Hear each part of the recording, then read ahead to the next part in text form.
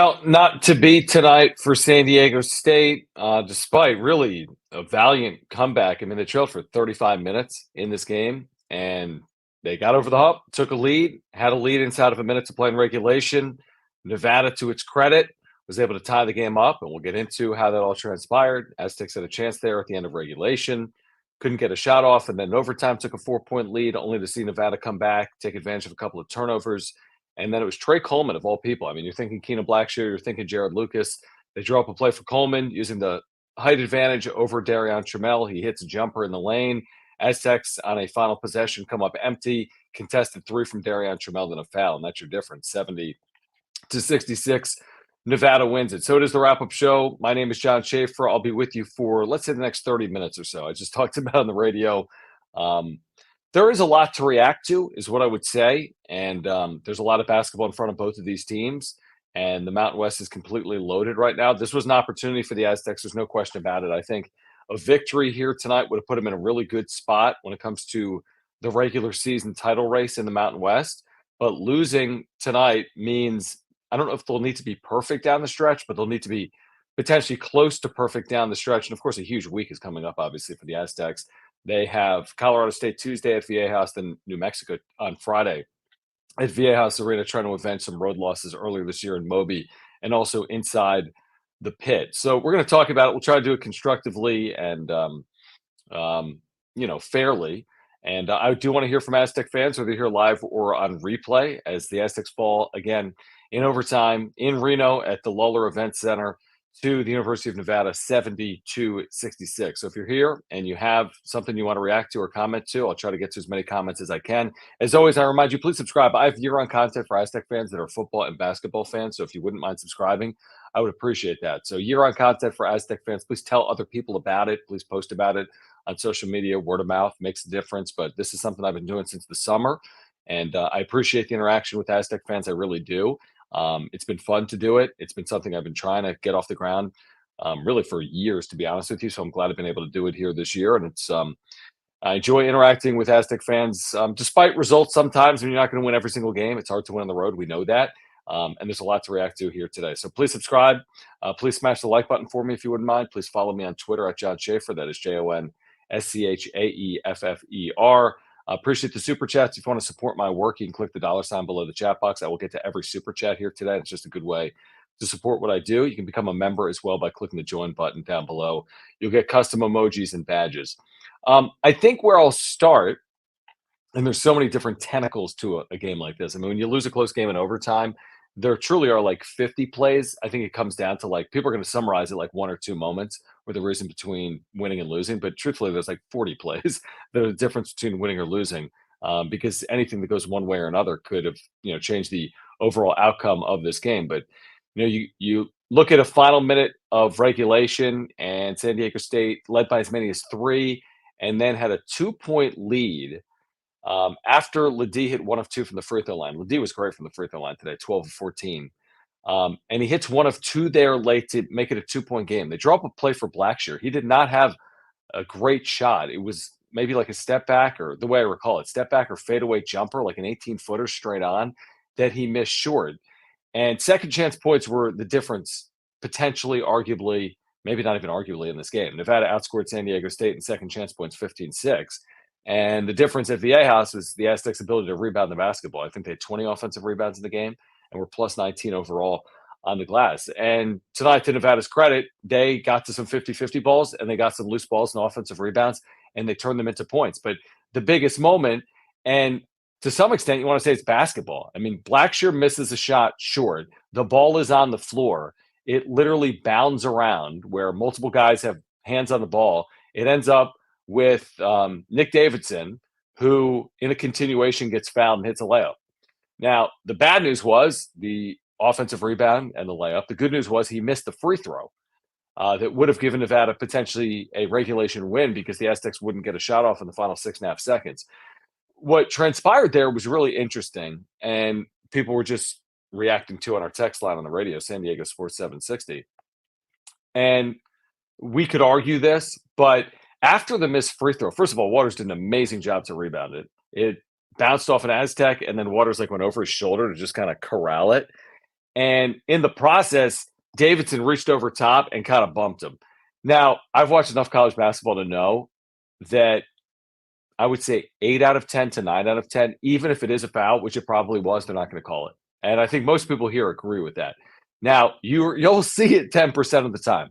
You'll see it. 10 or 15% of the time, they'll blow that whistle. This game was a tightly whistled game. We saw a zillion fouls, players in foul trouble, no Lamont Butler, right? Down the stretch. Jaedon playing with 4 fouls on the bench at 2, 3, and 4 fouls throughout the course of the game. I mean, fouls were a huge part. Could they have called it? Absolutely. They didn't. Am I crying over it? No, not necessarily, because I didn't think they'd call it there. And SDSU still took a timeout and had a chance to draw up a play. Now, they take the timeout with 6.5 seconds left. They never got a shot off in that situation. I think Darion thought about it, but it was a contested straight-on look, and at the last moment got rid of it for LeDee in the lane. But by the time LeDee put it up and the shot didn't go in, even if he had time on the clock, it was too late. You got the shot off about a second late. So that was a product of, I think, some indecision there from Trammell, and I kind of understand this. Like, it was going to be contested. He didn't think he was going to get a foul call. He didn't think he was going to make it, and he just made a decision maybe a moment too late. Nevada played good defense. These were the top 2 defensive teams in the league. So that explains, I think, some of the offensive struggles for both teams. I mean, neither team shot the 3 ball well. It was essentially a rock fight. 70-66 in a 45-minute game is basically a rock fight. So that was the end of regulation. Okay, so you call the timeout, you draw up a play, and it doesn't go your way, such as basketball, is what I would say. Overtime was interesting because SDSU opened up its largest lead of 4. It was 64-60 immediately. I think 3:52 to play. So, of course, you feel good. You have a 4-point lead. But what was costly, in addition to Trey Coleman hitting that shot, and Blackshear hit a couple of shots late and got to the basket, San Diego State turned it over twice in overtime, the way I recall it. I think LeDee was dribbled out of it, and then passed to a wing in front of the Aztec bench and threw it away, and that led to a basket. And there was another overtime turnover. I forget the circumstance. If someone remembers the circumstance of the other overtime turnover, if they wouldn't mind putting it in the chat, I can react to that. But despite all of that, it's 66 all. Nevada takes the timeout. They draw up a play. Everyone in the building, I mean, let's be honest. First of all, Lamont Butler's already fouled out, so you're without one of your better defensive players. Everyone in the building, and I'm not in the building, but I'm thinking it's Blackshear, who had scored like 6 points in overtime, or it's Lucas, who had been really quiet after a very fast start. Aztecs didn't have had 1 field goal in the first 8 minutes of this game, yet somehow hung around and stayed within arm's reach, and then eventually got over the hump. They didn't tie this game until, I think, 7 minutes left in the game. They were not tied in the game for the first 33 minutes, essentially. Didn't take a lead until like 4 minutes or so in the game. And now I lost my train of thought. Oh, yeah. So they take the timeout. I'm thinking Blackshear Lucas, isn't everyone? I'm not thinking Trey Coleman. To Nevada's credit, they get the size advantage on Trammell, and they, just throw it to him in the lane, and he uses that size advantage and shoots over top Trammell. So that's a well drawn up play by Nevada. And to me, that's more crediting Nevada. Again, Butler's already fouled out of the game. I guess defensively, you could have gone with more size. Trammell's a good defender. I mean, let's be honest. Darian Trammell's a really good defender. Could you have put someone else on Trey Coleman? I guess potentially, but then maybe you have Darian on, someone else, and that changes things as well.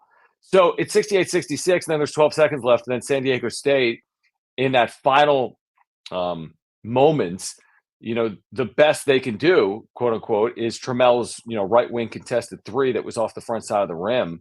And then they fouled with like 0.3 seconds left. And I've seen all the reaction to him. Why don't you use the timeout? Why didn't they run offense on that play? I mean, you've heard Brian Dutcher say this. You already know the answer. He'd prefer not to take the timeout in that spot than take it. Why? Because he doesn't want to allow the defense to set itself, right? He'd prefer that live ball action, so to speak. That's what we saw against FAU. In the Final Four, I didn't hear anyone complain that San Diego State still had a timeout in its pocket against FAU. So, and also the other advantage of keeping the timeout there is if you end up in a spot in those final 12 seconds where you get trapped or a pass is errant and you have to run it down, and you can still use a timeout when you get into the front court if you need to use a timeout. So it didn't go their way is the point.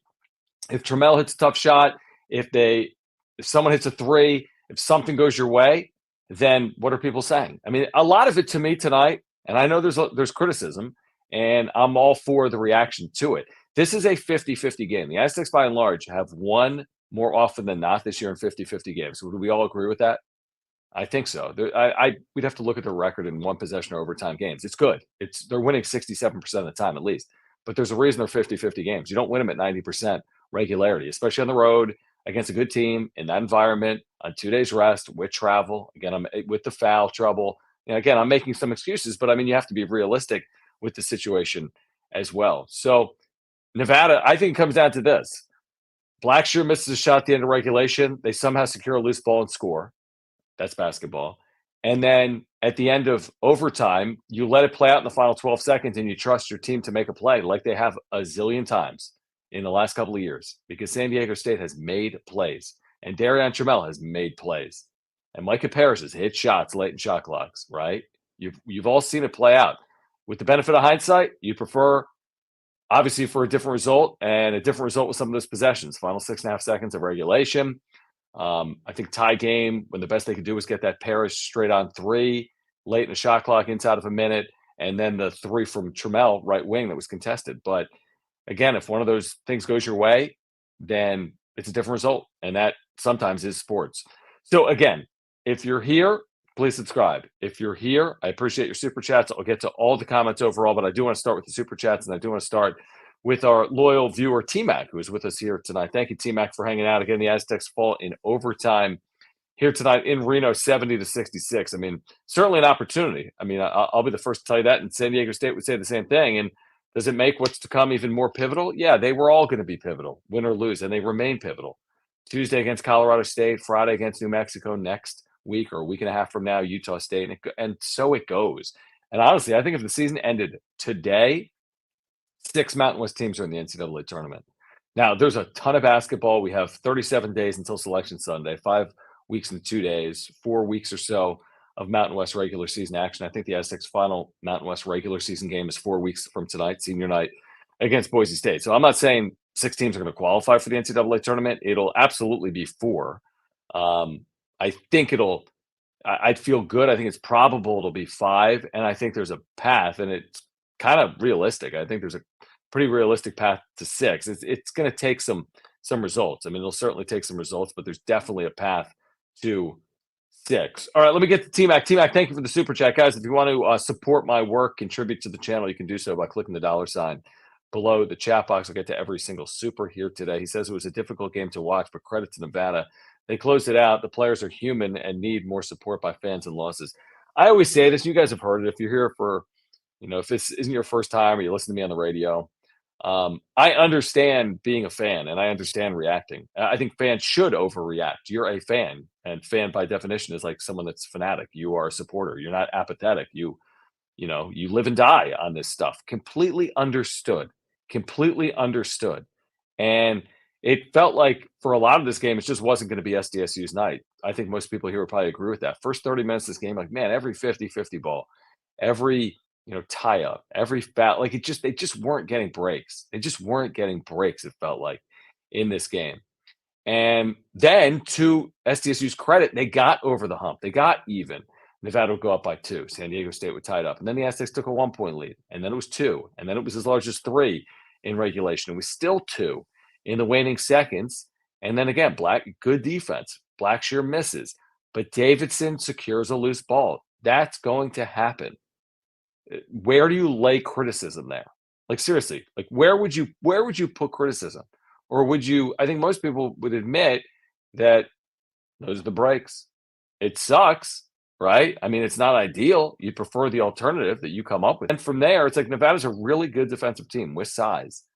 At all their positions, they are a good defensive team, and they got to stop when they needed to at the end of regulation, and they got to stop when they needed to at the end of overtime. I mean, we've seen San Diego State do that. What do we say? Credit to San Diego State, right? And if Nevada doesn't win this game, what are they saying about Blackshear's shot at the end of regulation that was short? Is that the best you can do? That 18-footer at the end of regulation? But they did win the game. And that happens sometimes with sports. So, no, T-Mac, I mean, I'm with you. I mean, you know me, I try to be level-headed. I try to provide my perspective and experience with it, but I understand the way people feel. I do, and I'm not going to tell someone how to be a fan. I'm not. I'll give you my two. I don't ask for someone to tell me how to do my job.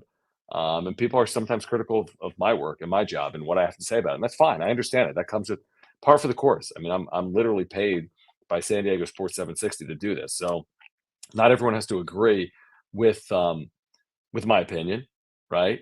I'm paid by 760, by the way, to be on the radio, not to be to do it on YouTube, and that's fine. Not everyone has to agree with my opinion. I try to come at it from a measured spot and bring experience and also, um, you know, preparedness, right? Like I'm not coming at it just out of left field. Like I'm bringing my knowledge to it, and you may disagree with me, and that's fine. Um, Mark wrote about it. Mark Ziegler in the UT wrote about it yesterday. But Aztecs suffered a really disappointing loss last year in Reno that led to a players only meeting, and then San Diego State rattled off 15 of its next 16 games. And I'm not saying that's what's going to happen out of this. I have no idea what happens out of this. I tend to think the Aztecs coming into this have played really good basketball. Their previous 3 games, they shot 46% from beyond the arc. Not tonight. I don't want to use the tired legs excuse, but it's a factor. 3 games in 6 days with travel to Colorado Springs and then to Reno, 2 of the games at elevation. It's like there's a lot in there. Nobody's going to care. Selection committee doesn't care. Aztec fans don't care. But it is a true statement that all those things factor. And when you see, one thing go against SDSU, when you see someone a step slow, when you see, a loose ball not go your way, again, you have to consider all of the things that go into it. So T-Mac, anyway, thank you. I agree with your point. But I understand how people feel, especially, and people that come here, want the immediate reaction and want to vent and want to voice their opinions, and want to be heard. And I respect it and I appreciate it, because if not for people wanting to be heard and vent and celebrate when the team wins, then, what am I doing? I do it for you guys. So thank you. This is the type of stuff that I don't really appreciate or enjoy, but again, you're entitled to your own opinion.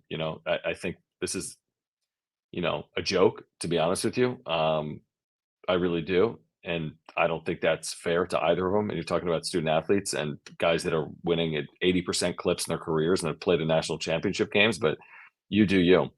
Yeah, I'm with you, Gefilte Fish. Losing Lamont Butler, are you kidding? He's a premier defender. Not just in the league, he's a premier defender nationally and a difference maker. And he was bothered by fouls all night. And a number of players were. Jaedon LeDee was bothered by fouls all night. I didn't think it was a perfectly officiated game, make no mistake. And it could have been the difference in a game like this. Jaedon was hounded, hacked a couple times. It should have been and ones, or should have put him at the free throw line 2 times. He still shot 14 free throws. I think he should have shot 18 or 20 in this game. I think that's reasonable based on his effort inside.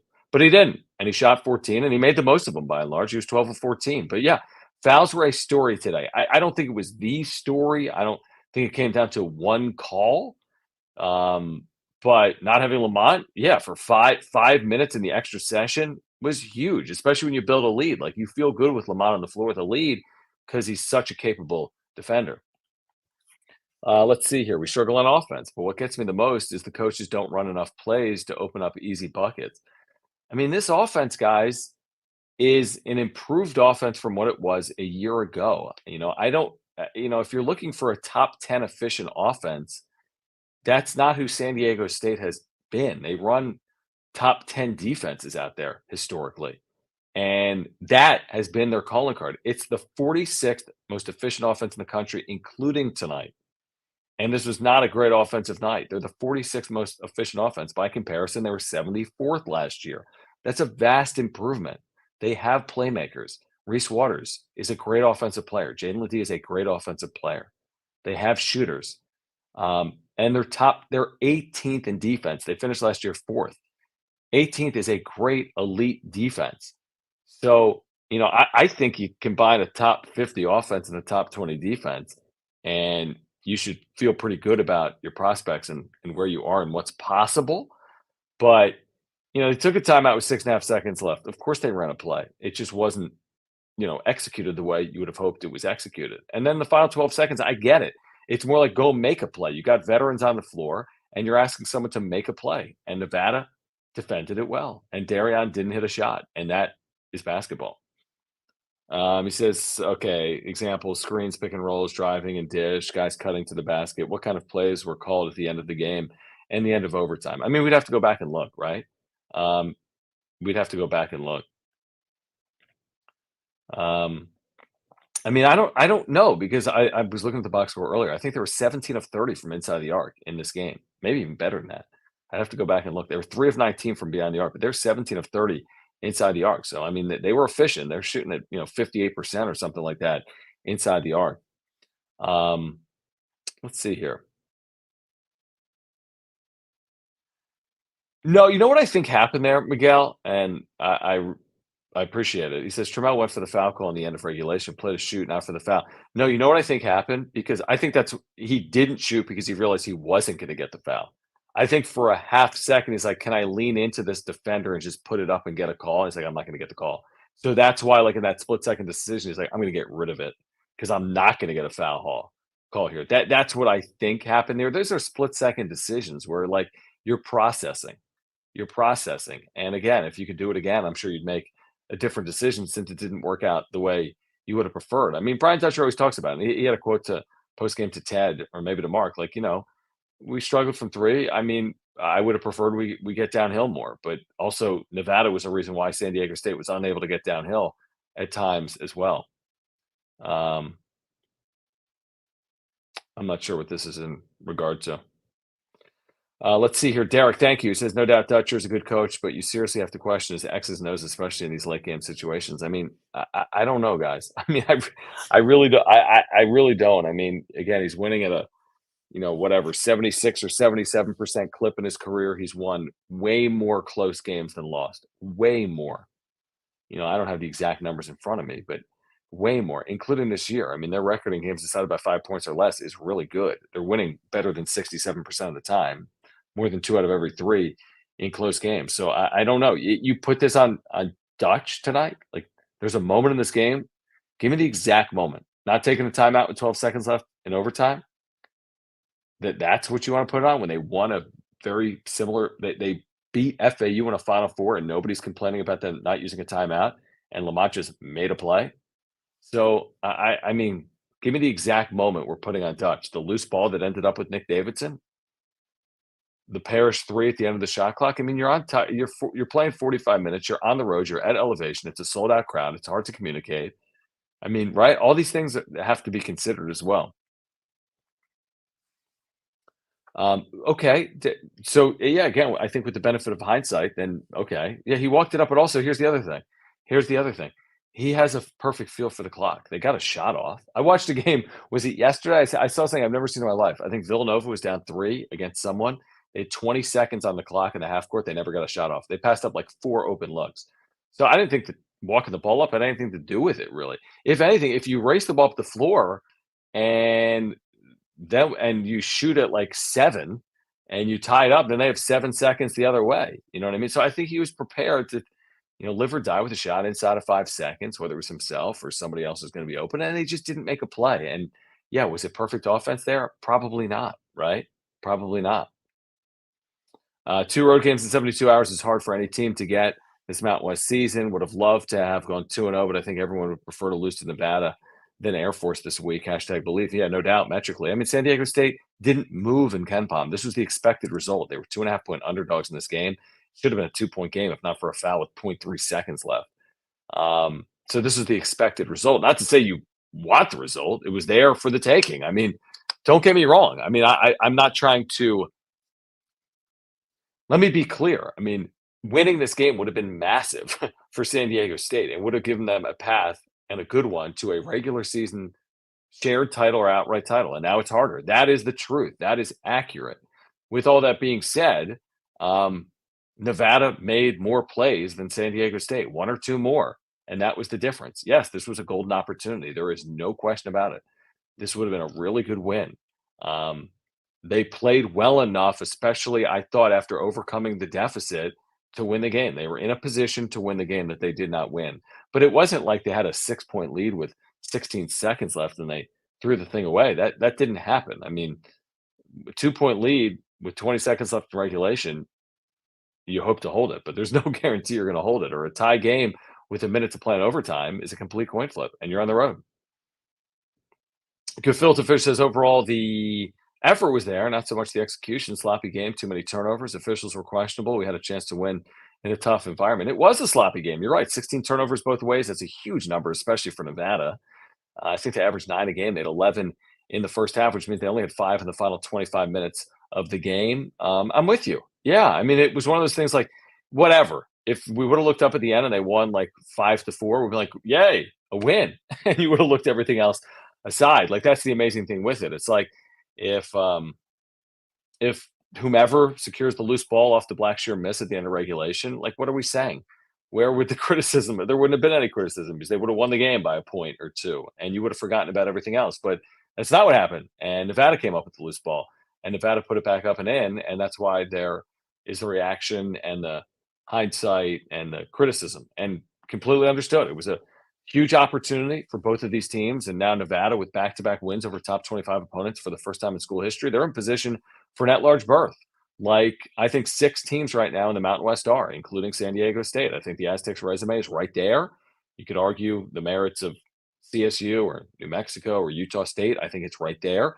And then I think a step back would be like Boise State and Nevada. But all these teams, I've said this repeatedly, all of these teams have work to do. Every single one of them have work to do to get to the NCAA tournament. There is no lock right now to make the NCAA tournament. Let me get to this super from our loyal viewer and buddy, Kevin Wilson. Then I want to get to our title sponsor, Eric Lanier at Higher Impact Financial. Guys, if you're here, if you wouldn't mind subscribing, letting other Aztec fans know about the channel, please do. We have year-round content for you, talking football and basketball and anything else that develops in the college athletics world that impacts San Diego State. And smash the like button for me as well. Kevin says, and thank you, Kevin, for your super chat. I really do appreciate it. He says, LeDee 7 turnovers to 1 assist hurts, but we are better with him on the floor. Well, yeah, no doubt. Yeah, I mean, the guy is all-American caliber. Really wish we could get the big conference road win. Jim Russell would agree. Yeah, I think he would. Yeah, no doubt. They want it. And, there's only so many opportunities. Can you get it now in Logan? Is Logan going to be easier than tonight? No, you wouldn't think it. UNLV's no walk in the park because their best game is a good game. Their A game is good. And even Fresno State, we've seen Fresno give the Aztecs trouble in Fresno.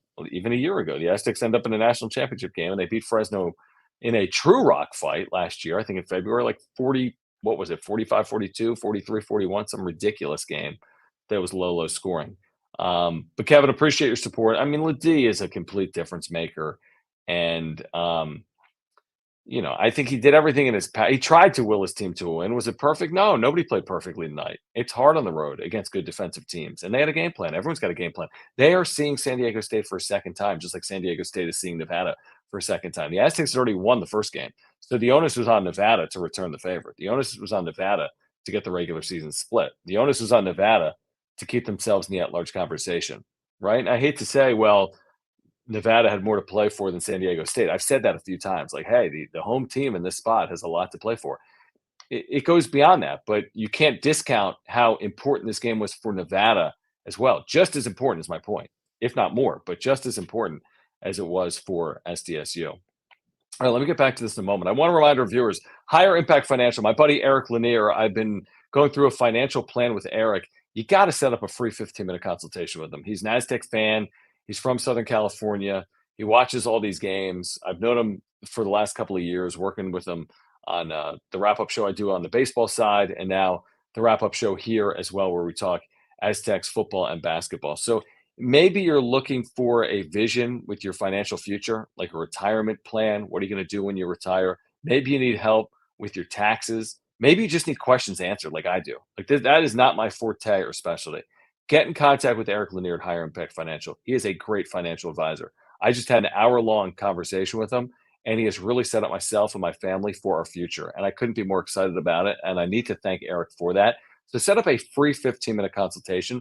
Let him know you watch the wrap-up show.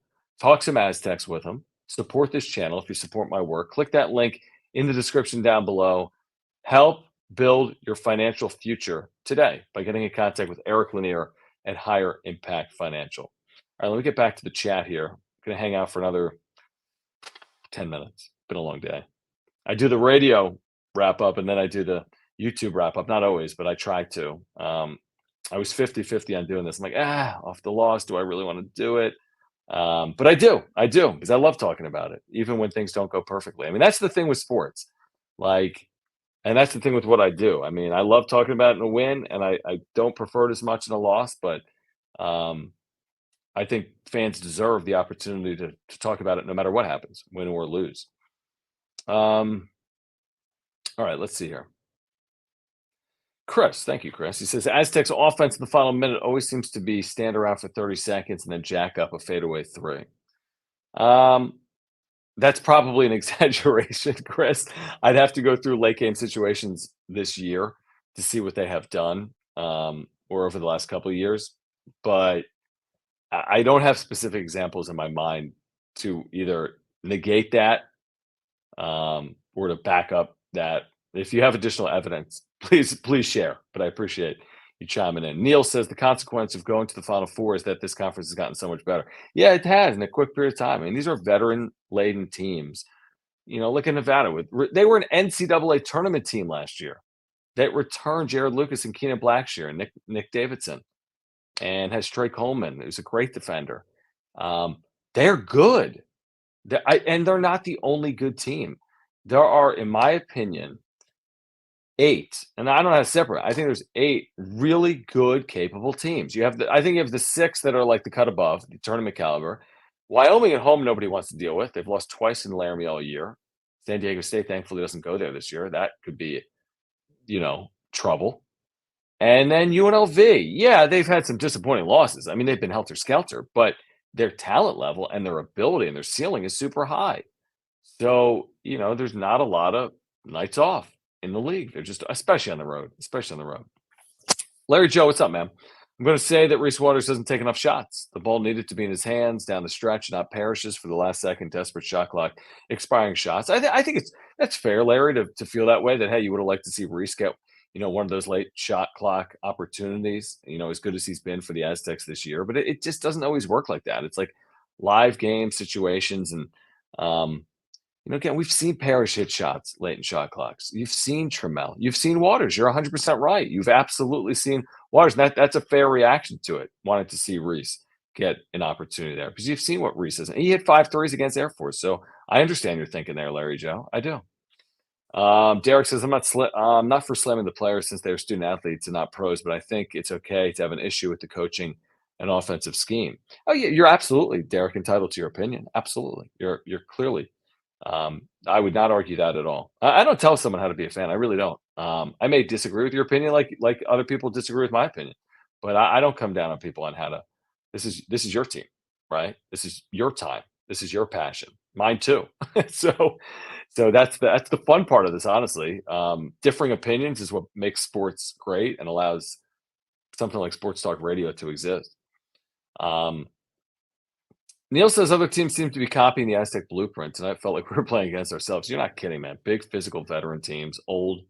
Not a lot of tempo in the Mountain West this year. There's a couple of teams. New Mexico, obviously, led by Jalen House. I think Utah State plays at tempo, but basically, of 9 teams that play at like average or below average tempo, late shot clocks, defense first, good veteran players. A lot of good guards in the league, some really talented centers in the LeDees and the Asabors. It's a really good league. I mean, I think it's top 4 league in the country right now. I think the separators would be Big 12, SEC, I think metrically Big 10, and then you could put the Mountain West ahead of the Pac-12 and the ACC. And I'm sure some people would argue the ACC, but like that's where it is.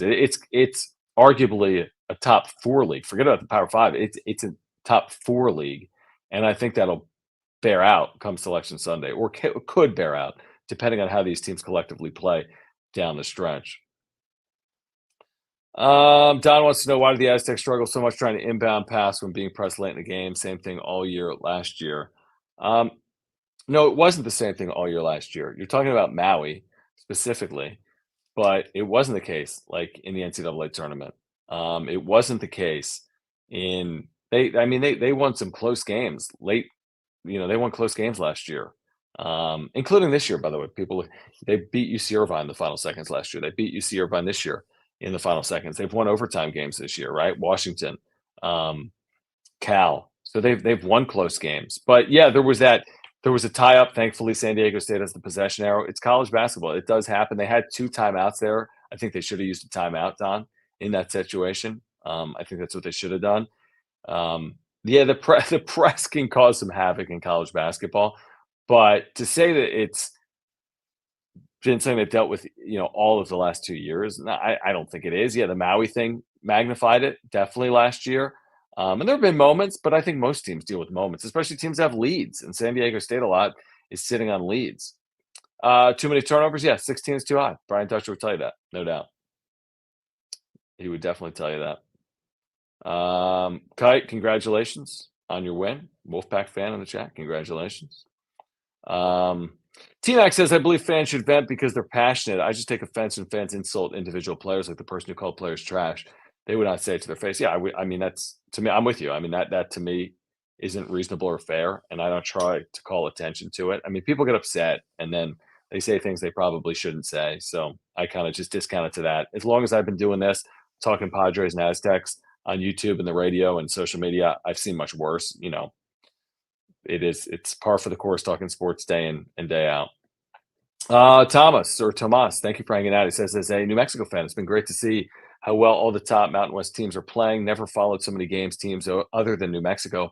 Hence why I'm following San Diego State this evening. Mountain West is tough. Thank you, Tomas. I've seen some New Mexico people either live or on replay in some comments, and I appreciate you. And I like the healthy interaction between the fan bases. I do. And I think it's good for the league to have a good league. I don't think it's great for the league to just have one good team. I think it was great last year what San Diego State did. But I think a healthy league is good for all parties, including San Diego State. And, New Mexico, to its credit, is having a really good year to this point. I think they had a really good year last year until it went a little bit sideways late. But I think New Mexico fans should be enjoying this season because this isn't something that they've had the fortune of enjoying over the last decade by and large, right? And Tomas, you would know better than me, but I think it's been 10 years. Has it been 10 years since? No, it hasn't been 10 years since New Mexico was in the NCAA tournament. Or has it? I forget. You tell me the last time New Mexico was in the NCAA tournament. It's been a while, but I like seeing the league competitive. It creates some disappointment when you're not running through the league and going 15-3, but nobody's going to go 15-3 in the league this year, including San Diego State and likely New Mexico as well. But I'm the same way. I love watching these games. I think every single night in the Mountain West, when you get like 2 or more games, there's one really compelling game. I think tomorrow there are a lot of compelling games. Is it Boise State, Utah State? That's an unbelievable game with all kinds of implications for both of those teams and for the league. So Tomas, I appreciate you being here. Appreciate the support. Neil says, was hoping Powell could have contributed more. I'm wondering if he really has issues at altitude. He had an impactful N1. Obviously, had that huge home game. I forget who it was against now. Everything's becoming a blur. The 16-point game was at Utah State. Utah State 5 of 5 from the floor. And it can be harder on the road. I mean, elevation is definitely a factor. We've talked about that before. I don't know if it's Powell specifically. And by the way, you could have an elevation issue one night and not another. I've talked to all the coaches and players about that. It's interesting the way it can impact you. And again, people don't understand it watching on television. I've called games at elevation. I'm talking about just calling them. I called a game in Laramie my first year covering San Diego State. It was like hard for me to breathe calling the game. It was flat out weird. I had never experienced anything like it in my life. I'd never been at 7,000 feet elevation, I don't think, in my life, or at least as an adult. And it was weird. And again, it's something you have to overcome. Nobody's going to say, no selection committee is going to be like, well, they lost that game in elevation. They don't care. They don't care, even though it is a factor among a number of factors. Yeah, I don't know, Cal. I'd have to go back and watch the off-ball foul calls. He's valuable. I'll tell you that, and he's going to continue to be valuable. And when he plays to his full ability, like all these guys, San Diego State's a tough out. We've seen it. You've watched the games of Viejas this year. I mean, Aztecs have been really, really good. I mean, obviously not just undefeated, but the manner in which they win. I mean, they've been convincing at times against good teams at Viejas. Now, can they continue to do that against the cream of the crop, Colorado State, New Mexico, Boise State? Still to come. We're going to find out. But they'll be motivated and ready off this. They'll be motivated and ready. There's no question about it. Gefilte fish. It's hard to be critical of Jaedon, but he needs to handle the double teams a bit better. Would like to see him get that ball and make a move right away instead of waiting for the double to arrive. I think you felt that a little bit early. He was trying to make a quick decision with the ball. He also tried to make some quick passes out of the double at times here tonight. It's imagine every time you touch the ball, you're getting doubled. Like, that's gotta be frustrating. And to still find ways to be in double figures every game this year, he had somehow 20 points in this game. Like, how? He's drawing these doubles constantly. They're throwing defenders at him constantly. Everyone's doing everything in their power to prevent the post pass to him. So, I mean, I give him a ton of credit for how he's handled the adversity of how teams have tried to defend him. Because, like, you're not defended like that in the NBA. Like, you know what I mean? You're not, and he wasn't defended like that last year. He wasn't defended like that for the first 4 or 5 games of this year.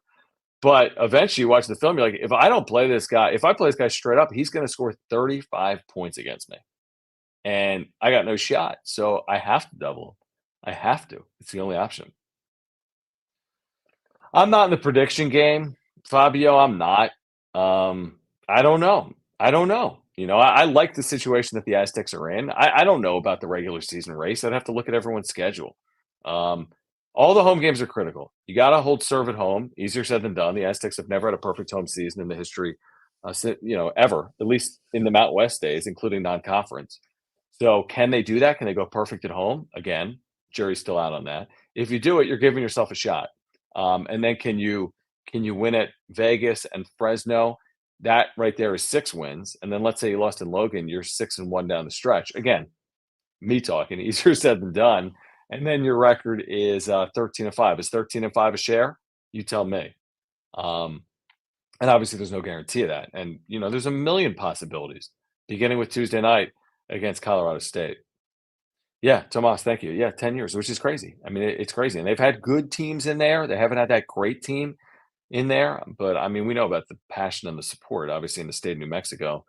For the Lobos and the Aztecs, and Lobos have played some great games over the years, including, last year. We'll see what's coming up next weekend, 1 week from tonight at Viejas Arena. That'll be an atmosphere. I promise you that. That'll be an atmosphere. Yeah, winning out or winning every game at home is easier said than done. Again, it sounds good until you realize the caliber of opponent that is in this league, and you're always capable of running into that one Jalen House night, like New Mexico had at Viejas last year. The only home loss for the Aztecs last year. Nathan Mensah fouls out, Jalen House goes off, and you hope that doesn't happen from here on out in the remainder of the regular season if you're an Aztec fan. Lou says too much standing around on offense. We need to do more pick and roll. Our play calls at end of games have seemed non-existent. I mean, Darian has 5 made baskets at the end of a half this year. 5. That is a huge number. Massive. It probably leads the nation. Again, when it doesn't work out, it's easy to pinpoint it. And I'm sure they'll go back and watch this film and say we could have done things better at the end of regulation and overtime. Lou, to your point. But I don't think it's a constant, consistent theme. That's my opinion. And again, not everyone's going to agree with it. Brent says need to start winning these winnable games. Yeah, I mean, it was there. It was a 50-50 game. It was winnable for San Diego State. T-Mac says, I do hope we get 5 or 6 Mountain West teams past the first round of the tournament. The TV contract is weak and all the universities can use the unit money. Now, it won't be easy for that. I mean, that would be shocking. It's one thing to get 6 in. That alone is unbelievable. It would be a league record. But for 5 of the 6 or even 6 of the 6 to win a game, I mean, that's almost unheard of. But if you could could you get 2 teams to a Sweet 16, or could you get 3 teams to win a game and 1 team to the Sweet 16? Right there, you're talking 4+ units, which to your point has value, plus additional units for teams getting in. I think the next Mountain West TV deal has a chance to be even more lucrative. We're getting way ahead of ourselves and off topic, but in the current nature of the college football expanded playoff, I think the Mountain West has even more value. And this basketball league, which again is only probably 20 or 25% of an overall TV contract, still, I mean, 20 or 25%. That this league is a really good league, and I think networks understand that. And again, you're not paying Big Ten, SEC, Big 12 money, but could they get a bump when that contract comes up? Yeah, I do think they could. And we'll see how Oregon State and Washington State factor into that as well. Yes, I am, because of Jim. Yes, I am. No doubt. I talked about this a little bit earlier, T-Fuel. All right, guys, I got to run. Been a long day talking about the radio from 3 to 5 and then doing post-game on the radio and doing this here today. If you wouldn't mind, whether you're here live or on replay, let someone know about this. Share it. word of mouth. Really appreciate it. Share it on social media. Text someone a link. Subscribe. Whatever you can do to support the channel, I do appreciate. So thank you. Smash the like button for me. Follow me on Twitter at John Schaefer, JonSchaeffer. Appreciate the super thanks that come in on replay and the super chats that come here live. So really do appreciate everyone's support of the channel. I'll be back with you at some point next week. Next game is Tuesday. You can join me on San Diego Sports 760, also on the free iHeartRadio app. I have a radio show weekdays from 3 to 6. So would love to have you join us on the radio, San Diego Sports 760 in Southern California, or on the free iHeartRadio app. If you want the audio only edition, by the way, of this show, click the link in the description down below. So if you don't want the video because you're literally like going for a run, or you're at the gym, or you're in your car and you don't want the video, maybe you want to speed up the audio. I do that on podcast sometimes. You can do that by clicking the link in the description down below. So I do have the audio available for you if you're not looking for the video. But I'll be back next week. We'll be talking about it more Monday afternoon.